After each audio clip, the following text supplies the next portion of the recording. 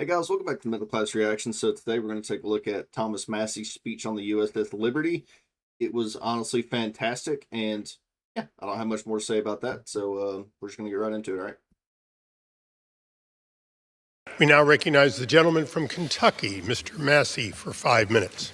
I request unanimous consent to revise and extend my marks and to introduce other material into the record. Without objection.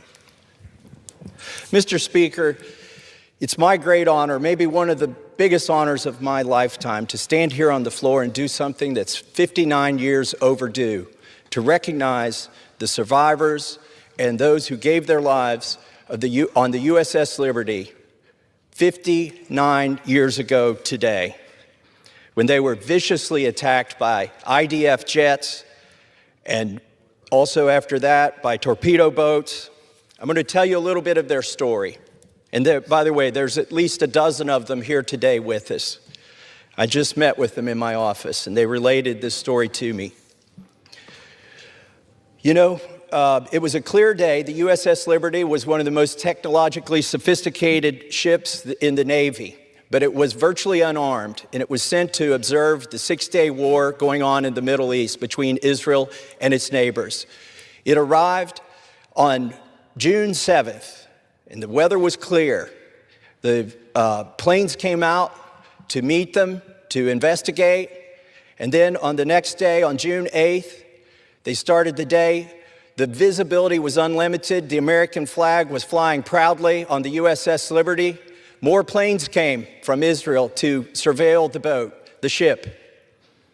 And they thought they were in good shape. But what happened next surprised them all.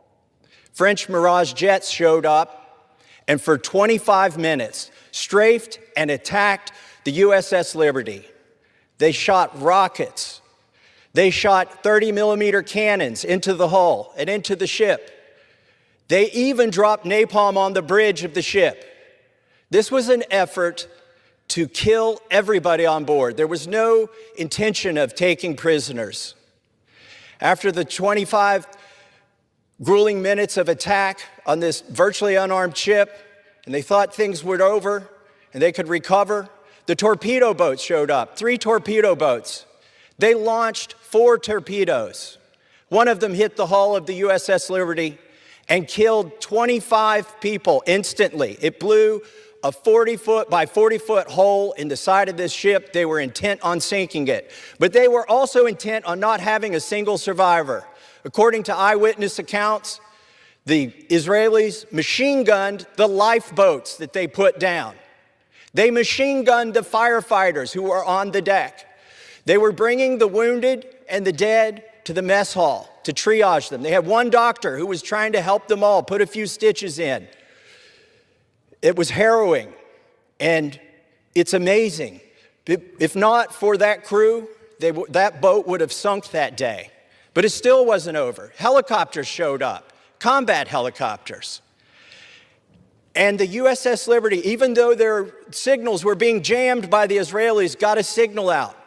And there were ships that tried to respond. The USS Saratoga, the USS America sent planes, both of them sent planes to help the USS Liberty. And something happened that's never happened before. A ship under attack, the planes were recalled. This has never happened before. And they sat there for 17 hours, 34 dead, 174 wounded, out of 294 crew members. That's over 70% casualty rate, unheard of. The Israelis were intent on leaving no survivor. And what about our own military? Why did they not send anybody for 17 hours to help these men? So what really happened? You know, the official reports say that it was a case of mistaken identity. But if you listen to Dean Rusk, former Secretary of State, Richard Helms, CIA Director, Bobby Ray Inman, head of the NSA, Captain Ward Boston, who was the chief counsel of the Court of Inquiry, if you listen to Admiral Moore, who served in Pearl Harbor, Midway, commanded both the Atlantic and Pacific Fleet, and was chairman of the Joint Chiefs of Staff. None of these distinguished men think this was an accident. They think it was intentional murder by the country of Israel, either as a false flag operation or because they simply didn't want anybody observing what they were doing that day. Well, I've got a call to action for everybody here. Honor these individuals. Quit ignoring that they exist. Go to their website, ussliberty.org. Support them. And while they're still alive, they need closure. Let's give them closure. Let's have an investigation. Let's pass a resolution honoring them. It's long overdue. And then they can have their justice.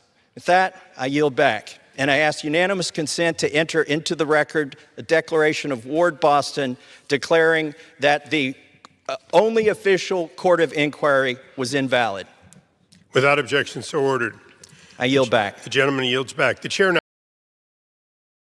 All right, guys. So that was Thomas Massie's speech on the USS Liberty. I honestly thought it was fantastic. Not for whatever reason, not a lot of people know about the USS Liberty, the fact that it even happened.